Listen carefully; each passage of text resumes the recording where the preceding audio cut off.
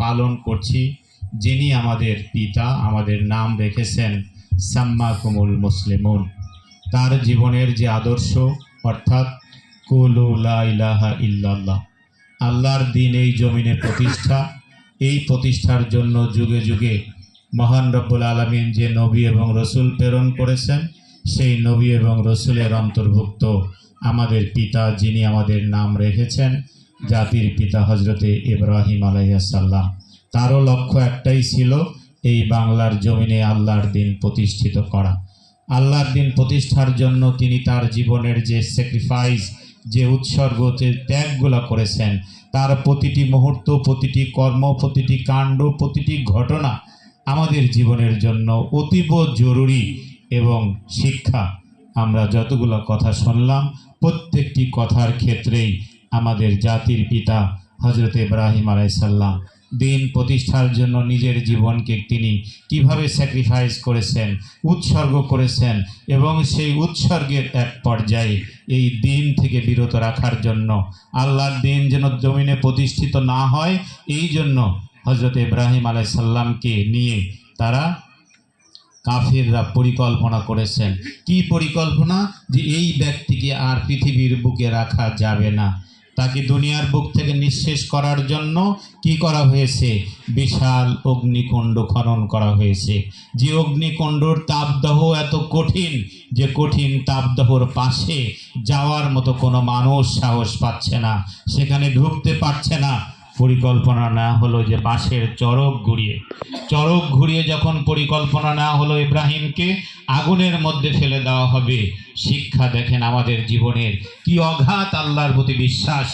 যখন তাকে পরিকল্পনা নেওয়া হলো আগুনের মধ্যে নিক্ষিপ্ত করা হবে, তখন আল্লাহর ফেরেশতারা আল্লাহর কাছে আর্তনাদ করেছেন, আল্লাহ, এই দৃশ্য দেখা যায় না, তুমি অনুমতি দাও। ইব্রাহিমের কাছে অনুমতিতে এসেছে, আল্লাহর নবী ইব্রাহিম, আমাদেরকে একটু বলো, আমি এই বৃষ্টি দিয়ে নমরুদের আগুনকে আমি একদম ভাসিয়ে দেব, আমি ঝড়ে উড়িয়ে দিব। কিন্তু আমাদের সেই পিতার কি আদর্শ তার মুখ দিয়ে বেরিয়েছে, যেই আল্লাহ এই বিশাল আগুনের কুণ্ড, আগুন তৈরি করেছে, সেই আল্লাহ তো আমাকেও তৈরি করেছে। সেই আল্লাহ কি আগুন দেখছেন না?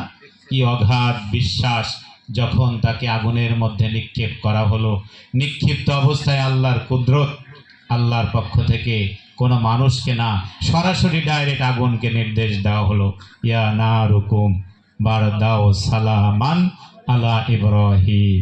আমার ইব্রাহিমের জন্য আগুন তুমি কি শীতল না, এয়ার কন্ডিশন, নাতিশীতোষ্ণ।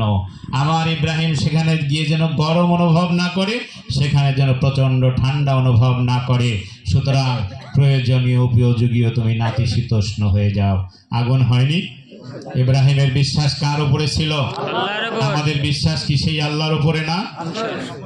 ইব্রাহিম আলাইহিস সালাম তার জীবন অতিবাহিত করছে এই দিনের জন্য। বার্ধক্যে উপনীত হয়েছেন। বার্ধক্যে উপনীত হওয়ার পরে তিনি কোনো দিকে তাকানোর সুযোগ পায়নি। বার্ধক্যে উপনীত হওয়ার পরে এবার তার মাথায় চিন্তা এসেছে, আল্লাহ, আমি তো দুদিন পর চলে যাব, আমার বংশের বাতি জ্বালাবে কে? আল্লাহর কাছে এবার আর্তনাদ করছে, রব্বুল আলামিন, তুমি আমাকে একজন নেক সন্তান দাও। আল্লাহ কবুল করে নিলেন। বয়স ইব্রাহিমের কত? কেউ বলেছেন 90-এর কাছাকাছি। অর্থাৎ বার্ধক্যে উপনীত ইব্রাহিম আলাইহিস সালামের হয়তোবা সেক্স থাকতে পারে, কিন্তু মা হাজেরার তো আর সেই বয়স নেই। তার সন্তান ধারণ করার ক্ষমতা ইতিমধ্যেই শেষ হয়েছে, অথচ আল্লাহ কবুল করে নিলেন। আমাদের নবী, অন্য অন্য নবীদের কাছে পাঠানো হয়েছে হজরতে জিবরাইল আলাইহিস সালামকে। আল্লাহ হজরত ইব্রাহিমের সম্মানে ইব্রাহিম আলাইহিস সালামের কাছে পাঠিয়েছিলেন প্রসিদ্ধ 4 জন ফেরেশতা। এই 4 জন ফেরেশতা এসে ইব্রাহিমকে সুসংবাদ দেয়, ইব্রাহিম, তুমি যে আল্লাহর কাছে দোয়া করেছো, আল্লাহ তোমার দোয়া কবুল করে নিয়েছে। পর্দার আড়ালে ছিল মা হাজেরা। উনি মুস্কি মুস্কি হাসে, পাগলরা বলে কি, আমার তো সন্তান ধারণ করার কোনো ক্ষমতা নেই, আর এরা বলছে আল্লাহর দোয়া কবুল করে নিয়েছে, ইব্রাহিমের সন্তান হবে। এরা পাগল ছাড়া আর কিছুই নয়। মুহূর্তের মধ্যেই দেখা গেল রাত্রিতে তার সন্তান ধারণ করার যে যৌবন, যেই শক্তি, যেই ক্ষমতা, সব কিছু ফিরে আসলো। মা হাজেরার গর্ভে সন্তান ধারণ করলো। সন্তান, ফুটফুটে সন্তান জন্মগ্রহণ করলো। জন্মগ্রহণ করার পরে হযরত ইব্রাহিম আলাইহিস সালাম বার্ধক্যে উপনীত। আপনারা নিজেরাও জানেন যে একমাত্র সন্তান যদি হয়, সন্তানকে নামাজের জন্য ঘুম থেকেও আমরা উঠাই না। সন্তানকে কত আদর দিয়ে যত্ন করে আমরা লালন পালন করি। ইব্রাহিম আলাইহিস সালাম বৃদ্ধ বয়সে একমাত্র সন্তান পাওয়ার পরে সন্তানের ভালোবাসায় যখন তার হৃদয়ে সিক্ত, আল্লাহর পরীক্ষা শুরু হয়ে গেল। ইব্রাহিম, যাও তোমার সন্তানকে বনবাস দিয়ে আসো। এটাই হলো মুসলমান, কমপ্লিটলি সারেন্ডারকারী। কেন করব, কি জন্য করব, কি উদ্দেশ্য করব, মুসলমানদের কোনো কথা বলার শক্তি নেই। আল্লাহর নির্দেশ, আসলিম ইব্রাহিম আসলাম তুলিল্লাহি রব্বিল আলামিন। আল্লাহর নির্দেশ, ইব্রাহিম তোমার সন্তানকে তুমি বনবাস দাও, কোনো কথা নেই। সন্তান তার স্ত্রীকে নিয়ে রওনা দিলেন বনবাসের জন্য। পাহাড়ের পাদদেশ, সন্তানকে সেখানে রেখে ইব্রাহিম এবার ব্যাক। হাজেরা চিৎকার দিয়ে উঠেছে, ইব্রাহিম, আমি তোমার স্ত্রী, আমি তোমার কাছে অপরাধ করতে পারি, আমি কোনো অন্যায় করতে পারি, তুমি আমাকে শাস্তি দাও। কিন্তু এই নবজাতক শিশু সন্তান কি অপরাধ করেছে? যেই সন্তানকে তুমি পাহাড়ের পাদদেশে রেখে যাচ্ছ, যেখানে খাবার কোনো পানি নেই, যেখানে কোনো থাকার কোনো ব্যবস্থা নেই, তুমি কেন এখানে রেখে যাচ্ছ? আমি যদি অপরাধ করি আমাকে শাস্তি দাও। ইব্রাহিম কোনো কথা বলে না। পরপর তিনবার বলার পরে, কি আল্লাহর বান্দি, আল্লাহর প্রতি কি বিশ্বাস, ইব্রাহিম তুমি যে এখানে রেখে যাচ্ছ এটা কি আল্লাহর নির্দেশ? সামান্য একটু ইঙ্গিত পাওয়া মাত্রই ইব্রাহিমের স্ত্রী বলছে, যাও ইব্রাহিম তুমি চলে যাও, যদি সেটা আল্লাহর নির্দেশ হয়ে থাকে তাহলে নিশ্চয়ই মহান রব্বুল আলামিন আমাকে এখানে লালন পালনের ব্যবস্থা করবেন। ইব্রাহিম বিদায় নিল। পাহাড়ের পাদদেশ, একমাত্র সন্তান আর মা উত্তপ্ত বালির উপরে পড়ে আছে। সন্তান পানির পিপাসায় কাতরাচ্ছে, আম্মা আম্মা করে কাঁদছে। সন্তানকে বাঁচানোর জন্য মা হাজেরা সাফা এবং মারোয়া পাহাড় দৌড়াচ্ছে। যারা গেছেন দেখেছেন যে সাফা মারোয়া পাহাড়ের যেই জায়গাতে গিয়ে সন্তানের চেহারা দেখা যায় না, ওই জায়গায় গিয়ে দৌড়িয়েছে। আপনারা দেখবেন যে সেখানে এখন সবুজ বাতি দেওয়া আছে, যদিও এখন এসি করা হয়েছে। 7 বার দৌড়াদৌড়ি করেছে। আল্লাহর বান্দির এই আমলকে আল্লাহ এত বেশি পছন্দ করেছেন যে নিজের সন্তানকে বাঁচানোর জন্য আল্লাহর বান্দি কিভাবে দৌড় দিয়েছে। আজ কাল কিয়ামত পর্যন্ত যত হাজি হজের জন্য যাবে, সাফা এবং মারোয়া পাহাড় সাই করা, দৌড়াদৌড়ি করা তাদের উপরে ওয়াজিব করে দেওয়া হয়েছে। ব্যর্থ হলেন, পানির মরীচিকা দেখেছেন। সাফা পাহাড়ের দিকে উঠে যখন মারোয়া পাহাড়ের দিকে তাকায়, রোদে পাথরের মাঝে পানির মরীচিকা জলে, মনে হয় ওখানে পানি আছে, দৌড় দিয়েছে। ওখানে গিয়ে এই দিকে তাকায়, পানির মরীচিকা। ব্যর্থ হয়ে যখন তিনি ফিরে আসছেন, সন্তানের কাছে ফিরে আসছেন, যে সন্তানকে এক পেয়ালা পানি আমি দিতে পারলাম না, সন্তান আমার বাঁচবে না। সন্তানের পাশে এসে দেখে সন্তান পানির পিপাসায় চিৎকার করে কাঁদতে কাঁদতে পায়ের যে আঘাত, গোড়ালির আঘাত, সেই আঘাতের জায়গা দিয়ে মহান রব্বুল আলামিন পানির ফোয়ারা জারি করে দিলেন। হাজেরা এসে বলছে, জাম জাম, থাম থাম, মানে পানিকে পাথর দিয়ে বাদ দিচ্ছে। সেখান থেকেই সেই কূপটির নামকরণ করা হয়েছে বেআবে জামজাম। বাদ দেওয়া হলো। বাদ দেওয়ার পরে বণিকরা ওই পাশ দিয়ে ব্যবসার জন্য যেত। হাজেরাকে পানির মালিক মনে করে তাকে টাকা দেওয়া শুরু করলো, খাবার দেওয়া শুরু করলো। খাবার টাকা খেয়ে ইব্রাহিম আলাইহিস সালামের সন্তান সেখানে ফুটফুটে সন্তান বড় হয়ে উঠছে। এই যে বাঁচানোর খাবার দেওয়ার মালিক কে? এই যে অনেক কথা কিন্তু এসেছে যে সন্তানের জন্য আমরা সন্তানকে সচিব বানাচ্ছি, সন্তানকে বুয়েটের টিচার বানাচ্ছি, অথচ মাকে দেখার মতো নেই। এই সন্তান আপনার কি করবে? এই সন্তানের দায়িত্ব তো মহান রব্বুল আলামিনের। এখান থেকে আমাদের জীবনের শিক্ষা রয়েছে যে সেখানে পানির মালিক মনে করে তাকে খাবার দেওয়া হলো, তাকে টাকা দেওয়া হলো, সন্তান লালিত পালিত হচ্ছে, ফুটফুটে সন্তান।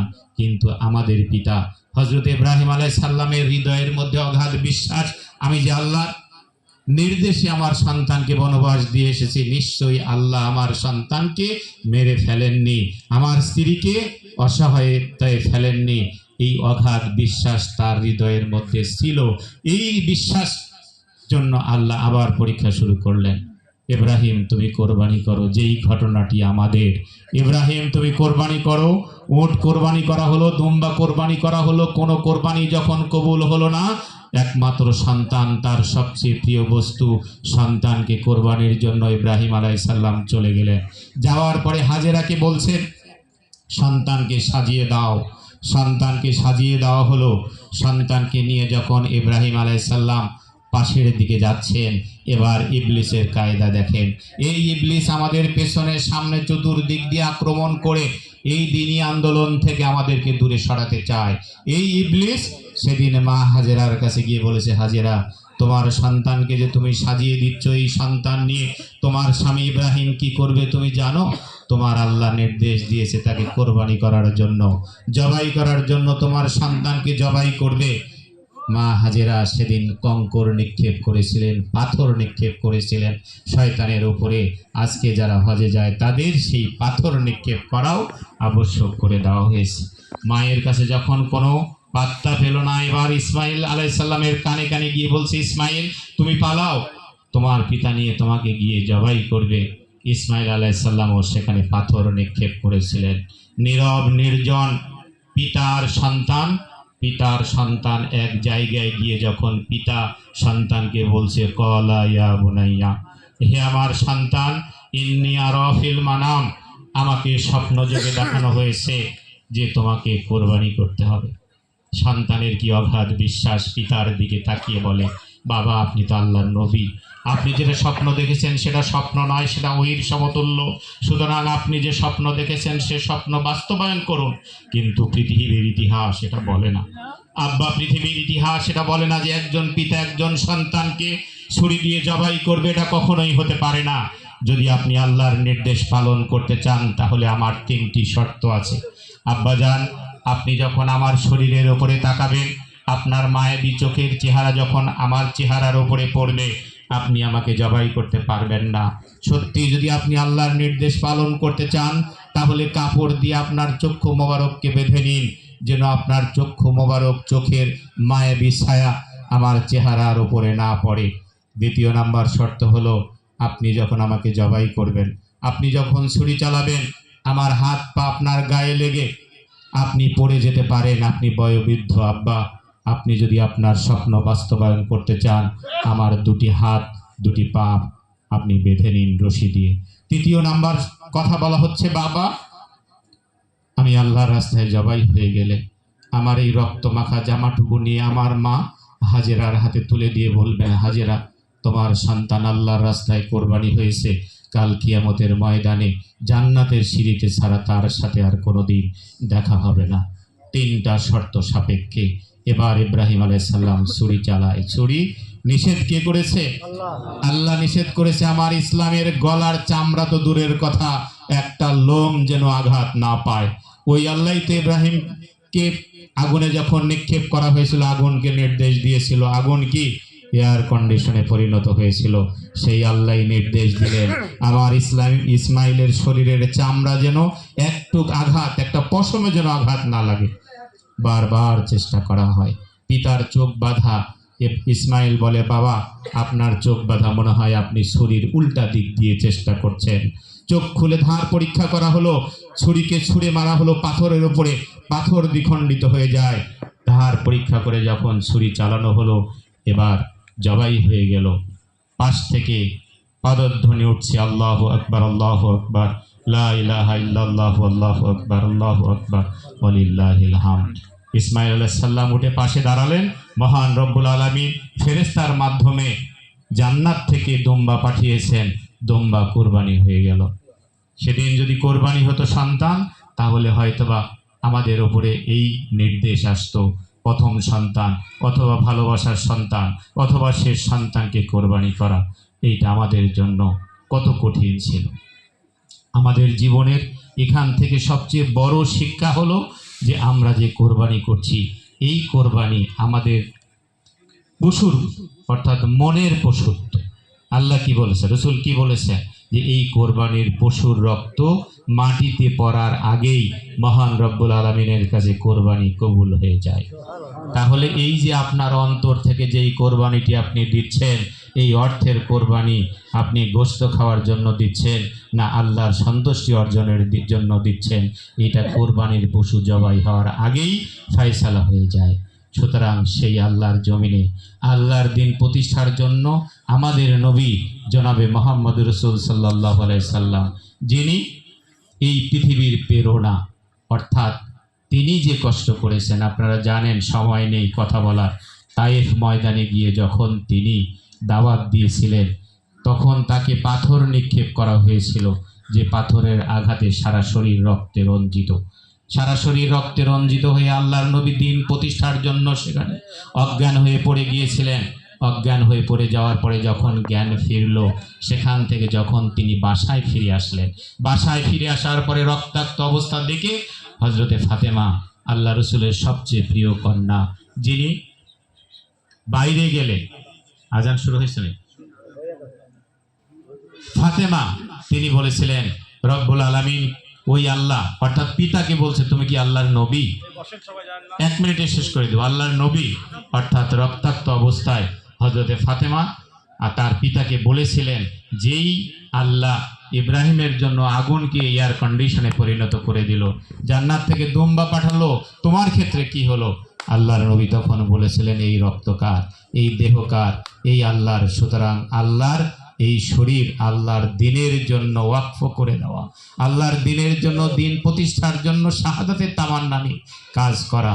আজকে আমরা যেই ঈদ পুনর্মিলনীতে উপস্থিত হলাম, আমরা যেই প্রতিনিধি আমরা দেখলাম, আমরা যেন আগামী নির্বাচনে আমাদের জীবনের সর্বোচ্চ ত্যাগ স্বীকার করে, সকল ত্যাগ স্বীকার করে এই ময়দানে যেন আমরা তাদেরকে বিজয়ের জন্য চেষ্টা করতে পারি। আল্লাহ আমাদের সে তৌফিক দান করুন। ওয়া মা তৌফিক ইল্লা বিল্লাহ। আসসালামু আলাইকুম ওয়া রাহমাতুল্লাহ।